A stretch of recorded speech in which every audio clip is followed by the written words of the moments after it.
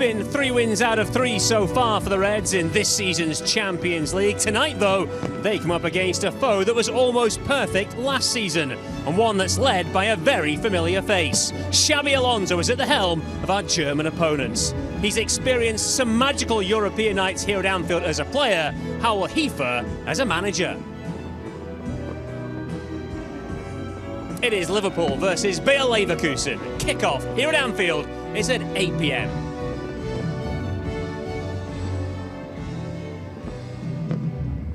Good evening, welcome along to Matchday Live. The thoughts of Phil Thompson and Jay Spearing to come very shortly. But first, let's head inside pitchside to Peter McDowell, who's got the details of Liverpool's team for tonight.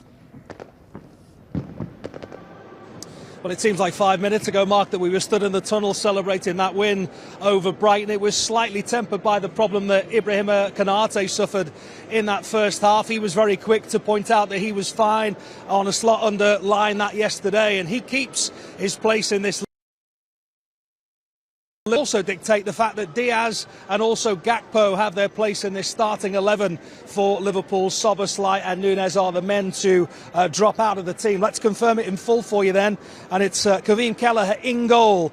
He, you might remember, made his Champions League debut 4 years ago, almost to the day, against Ajax. This is the first time he's played here at Anfield in Champions League football with a crowd. Virgil van Dijk captains this Liverpool team again. He's one of 6 different scorers for Liverpool in the 6 goals that they've scored in Champions League this season. Konate keeps his place, as mentioned.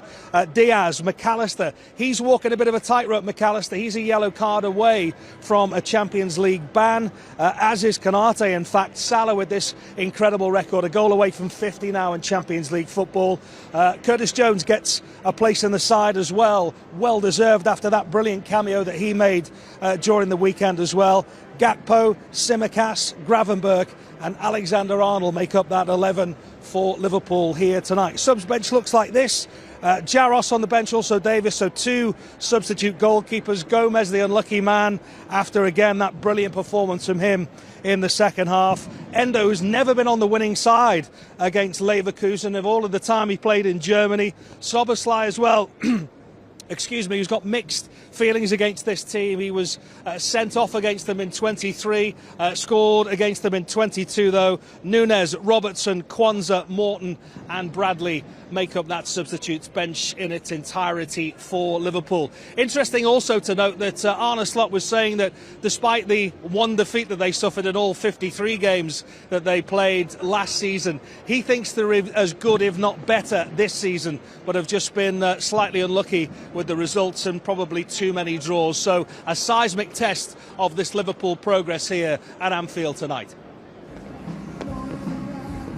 Thanks, Pete. Yeah, the breaking Liverpool team news there, and what a night it is here at Anfield. We're bringing you all the atmosphere and all the excitement of a Champions League night here at this famous old ground, with the added bonus, a bonfire night, a free fireworks display for you as well in the backdrop to us. It's quite glorious. It's had noisy, but glorious nonetheless.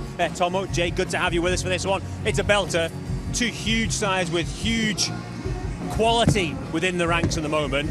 And Arne Slot, not for the first time this season, Tomo, has maybe thrown a curveball our way with the way he's lined up his side. Yeah, I think he's sort of, we're all getting to understand that. There's no way sometimes of picking his team. He's changing it as the games are going by.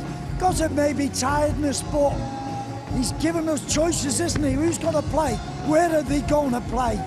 Robbo for Tsimikas seems to be a big one. Curtis or Szoboszlai, and then up front is Núñez going to be in. So he's really testing us of how they're going to set up at times. Yeah, no, obviously his hand has been forced slightly up top with the fact that Diogo Jota is still out, so he's having to find other ways to not have to rely on Darwin Núñez week in, week out from the off. But in doing that, he's offering us different things to look at. We're not too sure tonight who's going to be through the middle. Will it be Cody Gakpo? Will it be Diaz? Could it be Mo Salah perhaps? And that will leave the opposition guessing as well. Yeah, I totally agree, and I think that the big thing of that is that the opposition will probably have no idea how we will line up. You know, you could play Diaz as a false 9, you could play Cody Gakpo as a false 9, Mo could play as a 9, and you know, obviously Núñez has kind of worked his way into the team over the last couple of weeks. He's worked his absolute socks off, but the rotation of the squad, just like Phil said, he's keeping everybody guessing, not just fans but opposition managers. We're thinking Liverpool have got options off the bench. They can change the formation, they can change how they want to play, they can play short, long. Darwin is obviously someone that wants to run in behind and stretch defenders. You know, Cody Gakpo, and maybe if he's the 9, or even Diaz is the 9, they might want to come in short and play short, you know, find pockets in between the lines. So, you know, it keeps us guessing but also keeps opposition managers guessing as well. I think he's got options, hasn't he? Like, that front 3 can play anywhere across the front line. You know, is Mo going to stay out there? Because at times we have seen Mo go down the middle. I don't mean start off down the middle, but we've seen Cody play down the middle, but he's been better and more effective from that left-hand side. But so has Luis. But will he roam? That will keep. And Xabi Alonso's probably seen that and gone, where's everybody going to play? What is he doing? Is he going to be... So he'll be telling his players, as we're guessing, where is everybody going to start today?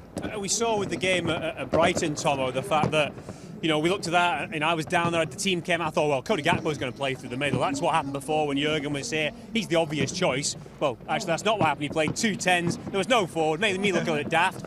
But it was a learning curve. That's different managers have different approaches. Absolutely, and that's why I'm saying as we're going on, and it's relatively early in the season, I think he's sort of teaching us all, hold on a minute, he's not a sort of a steady 4-3-3 and this is the way it's going to be. Yes, it might be that formation, but where the players are going to play is another thing. So he's keeping us guessing. He's obviously working on it with the players, and I think if you're a modern day player, you're sort of accepting all this and challenging them. And I think a lot of the players will find this refreshing. Bayer Leverkusen tend to operate with 3 at the back. That's the kind of go-to setup. If they do that, what do you think the manager will be looking to do if he is playing sort of a false 9 up there rather than Darwin through the middle, like you say, someone who wants to run in behind? For me, listen, obviously we'll find out quick enough when the game starts, but you know, if it is a Cody Gakpo with 3 at the back, will he want to try and draw out the middle centre-half to create space in behind for Mo to run from out to in and behind that space? If he doesn't want to follow Cody Gakpo or Diaz into them pockets, then obviously he'll be free in that pocket to pick up the ball, turn and then play forward. So it's a bit of a cat and mouse. You know, if we want to draw out the middle of the defending free, can we make runs in behind him to create the space over to go over? But obviously if he's not going to follow in, then we can turn and play forward. And you know, these are all new things that midfielders will have to pick up and try and find them balls in the pockets. We found it very difficult against Bologna because they went 3 at the back. The other centre-back pushed in and picked up one of our midfield players, and they left 3 versus 3 at the back. And maybe Arnold has seen that and thought, because we struggled, and it was 3 versus 3, but we didn't work it out. So I think maybe tonight he's going, right, I'll test you, draw one off. Now what does that one do? They certainly won't leave 2v2 at the back. The weekend went well for us in the end. The one worry from it was Konate. He went off clutching his arm, cradling his arm. It looked bad. Thankfully not bad. He's back in. Are you surprised at all that he's been put straight back in, or is that just evidence of how well he's been doing of late? I'm not surprised. I think obviously Virgil came out and said that he's never seen anybody miss a game with a sore hand. So, you know, the pressure from the captain was there for him to come straight back in. Thankfully, obviously, it's not a serious injury. But I also think that Konate's probably been one of our best players this season. I think the consistencies that he showed, you know, last season he was probably in a game, out a game, you know, picking up a couple of injuries here and there. Didn't really get that consistency from him. You know, he's an outstanding defender for me. I think the fans have bought into how he plays. He's aggressive, he's on the front foot, he wins tackles, he wins headers. You know, that's everything that Liverpool fans want to see day in, day out from a defender. And I think it's a great sign to have him back, and obviously a big occasion for him to come straight back into. Yeah. Joe Gomez must have thought, oh my goodness, I'm going to get a start. After what happened, coming off with his arm, and I'm looking, I'm going, broken collarbone. He's broken something there, or is it his arm? But when you do things like that, you've broke your collarbone. And Joe's come in and was outstanding. And he's thought, oh, I'm going to have a chance now, midweek Champions League. That tells you how important and how well Konate has actually played. And I think that is a major plus for us. Yeah, he has been outstanding so far this season. And behind Konate tonight, there's a 7th appearance of the season for Kelleher. Let's hear now from the keeper. It's been a great start to the season, 3 out of 3 in the Champions League, Premier League 2. What has been the key, do you think, to this great start? Yeah, I think, like you say, it's been a really good start for the team. We've been really strong defensively, and obviously the attackers are doing a great job as well. So I think everything's been moving in the right direction, and we're doing really well, and we just need to keep that going, I think. Next one's always the biggest, and Leverkusen are a real European giant, aren't they? Just one defeat in '53, which came in that Europa League final. It's a real tough test for you. Yeah, it's going to be a really strong game. Obviously, Leipzig, the last game in Champions League was very tough, and this is going to be very similar. Like I say, we're doing well in this Champions League, but we need to keep going, and it's a home tie as well, so we'll be expected to get a victory. And yeah, we're trying to focus ourselves on that. Champions League debut, almost 4 years to the day since you made your first Champions League debut. It was here, wasn't it, against Ajax? What do you remember about that? Yeah, no, obviously it was a nice moment. Managed to get a 1-0 win. Yeah, it doesn't seem like that long ago, but like you say, yeah, it's a while ago now, and obviously playing the game in Leipzig was my first one in a long while, but yeah, it's nice to play in this competition again. What doesn't seem like long ago is the weekend, isn't it? And there's still that great feeling, isn't there? You make a big save on half an hour that probably sets up the fabric for that big win. Yeah, obviously, I think, like you say, it seems like a while ago now, but it's only 2 days ago. Games are coming thick and fast for us, so yeah, it was a great win, obviously, but we need to move on now and focus ourselves on this one. And just finally, the atmosphere at the moment, it seems around the training ground, around the lads at the moment, you're a very close unit.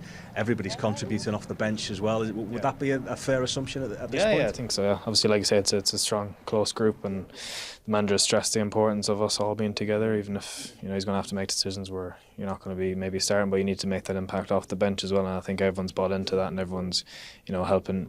It's important that we need to be there for each other, especially you saw against Brighton, we were 1-0 down, and then subs come on and make an impact as well, so it's obviously important for us. As Pete alluded to earlier, he hasn't played in front of a crowd here in a Champions League game because he played during COVID, but given how he's adapted to everything else that's been thrown at him so far, it'll be water off a duck's back, I guess, for him this evening. Yeah, it will be, and I think he's been an absolute credit to himself, but he's been incredible since he's come in.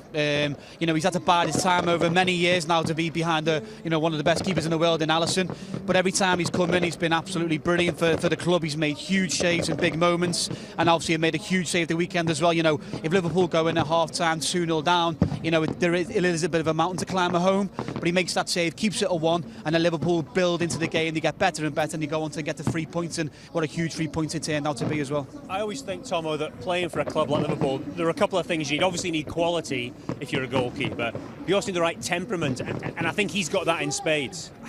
Temperament.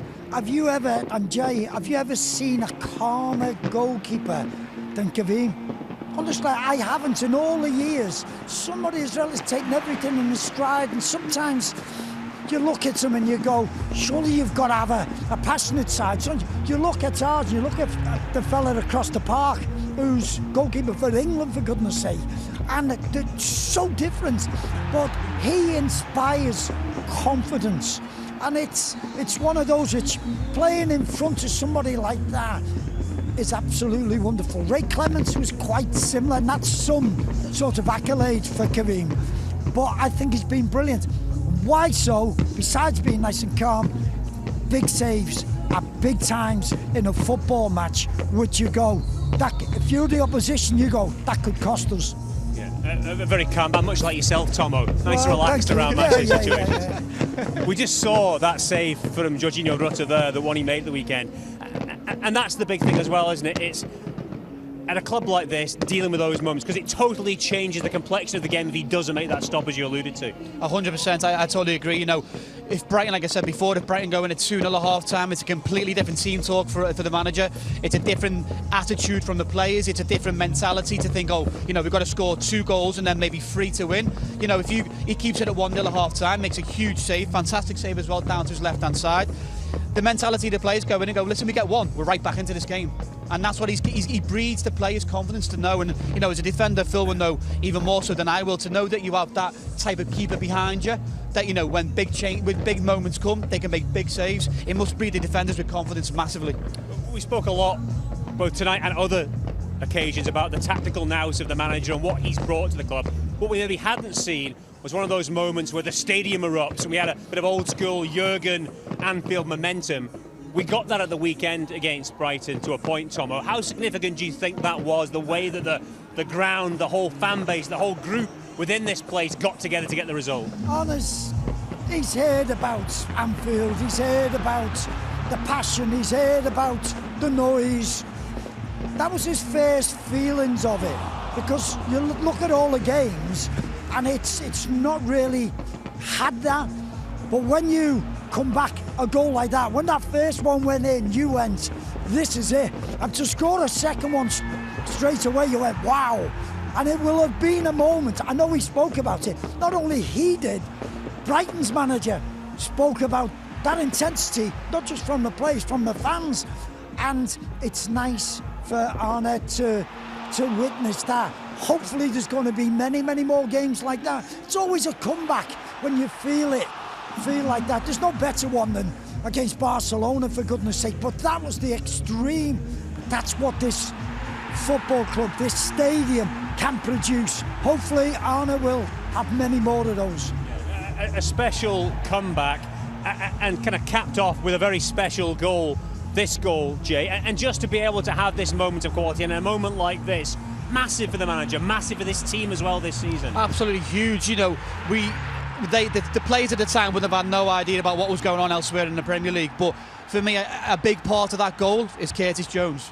Curtis Jones, lovely 1-2 in the middle of the park. The pass to Mo Salah keeps Mo Salah running forward. It doesn't break his run. It keeps his momentum going forward to get at the defender straight away. And once Mo Salah gets into them areas, as soon as you let him come back inside onto the left foot, there's only one ending. Well, what is he thinking? Why is he sending Mo Salah obviously inside? for a Liverpool fan, for us, we were absolutely delighted. As soon as he cut inside, we think, right, goal. But as a Brighton defender, you must have been looking at your research and think, please don't let him inside, don't let him inside, keep him on his right foot.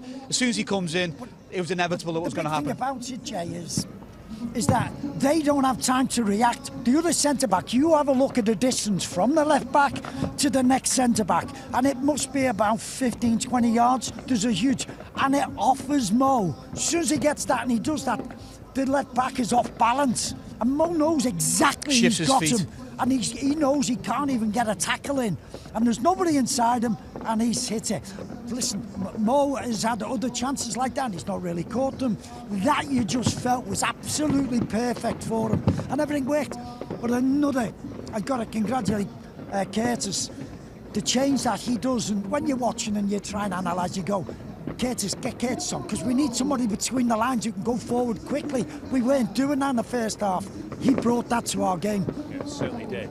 Okay, time to pause things here for a second and head up to Steve Hunter now. We'll have John Aldridge alongside him later on. But before that, he's been recalling some fond memories of the manager in the opposition dugout tonight. Steve. Absolutely. Thank you so much, Mark, my friend, as always. Yes, the return of an Anfield hero, Xabi Alonso, back at Anfield. I'll tell you what, it was an absolute pleasure to commentate on that guy. I had the fortune, I'm old enough, as you know, to have commentated on every game Xabi Alonso played for Liverpool. And that moment that we're about to see now, let's relive that moment. It's a moment we'll never get tired about seeing, isn't it? Because it's probably a classic in a few years' time. The old question of sport, what happened next, isn't it? Because there's an incredible story, actually. Xabi Alonso reveals in the matchday programme tonight that was the first penalty he's ever taken in his career. Stevie G missed the last one against Tottenham, so he steps up, Dida guesses the right way, and the rest is history, isn't it? I mean, what a moment, unbelievable. But Xabi Alonso, as a Liverpool player, it was just a dream. I was there for his debut, Bolton away, and then in the home game, first game at Anfield, he came on for Steven Gerrard, would you believe, after 64 minutes against West Brom, and he was absolutely magnificent. His passing, it was like watching Jan Molde in his prime back in his season ticket days. It was unbelievable. You know, the crowd just warmed to him straight away. To replace a man of Steven Gerrard's calibre, you've got to be good, let's face it. And he was good. But you know, the most incredible thing I remember as well, when we signed Xabi Alonso, I was lucky enough to be part of travelling and staying in the same hotel when Rafa Benitez first came to Liverpool. We were on tour in America, in New Jersey, in the hotel. And one of the players, it was funny, was running around. There was all sorts of speculation about Xabi coming to Liverpool. And one of the players, I'm sure you can guess who it is, went, Rafa, are we signing Alonso? Are we signing Alonso? And he just had one of those typical Rafa little wry smiles as if to suggest something might be in the pipeline. And sure enough, we signed him. You know, his first start for Liverpool at Anfield was actually in the Champions League. It was against Monaco here. And he was unbelievable to watch. I'm sure he'll get a rapturous reception. He deserves one. And by the way, folks, those boots, the boots he scored that penalty with off the rebound of Dida, have been put pride of place in the official Liverpool FC museum. Our museum creator Mark Platt has made sure of that, so if you're on a day trip to Anfield, get yourselves down the museum, go and have a look, find Xabi's magical boots that earned us the right to produce the comeback of all comebacks on that truly magical night in Istanbul. Always special, isn't it, to be at Anfield tonight? Under the floodlights, we've had a rapturous impromptu firework display. It's still going on behind the cop end as I speak now, and it's a magical night, these, aren't they? Xabi will get a great reception, but once kickoff is underway, we will forget about him until the end of the game, when all friendships certainly will be resumed. We always look forward to these Champions League nights. The kids were magical this afternoon coming back to beat Leverkusen. Can Arne Slot's side do the same? Mark, it's all yours, my friend. Thank you, Steve. Always a pleasure to listen to Steve reminisce and hit with some facts and figures. No one does it quite like Mr. Hunter. For those of you watching, don't worry, you've not lost 6 weeks. It's not New Year's Eve.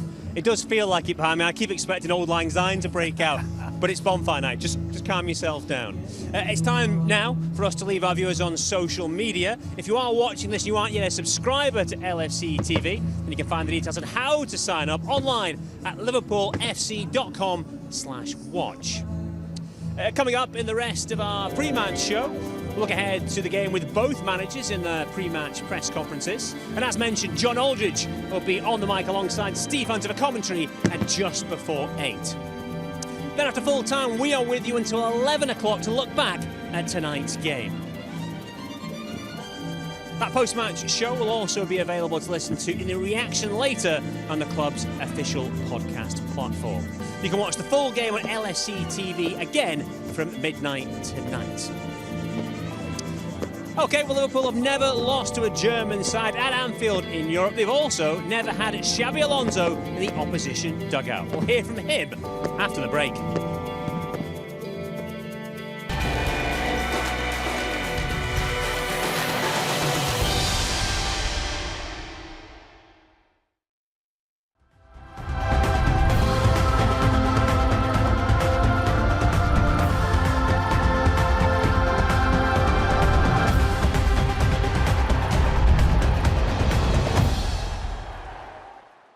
Here's Dalglish. Shot struck Macari. Kennedy. Whelan. And again, Whelan scored it! Brilliant goal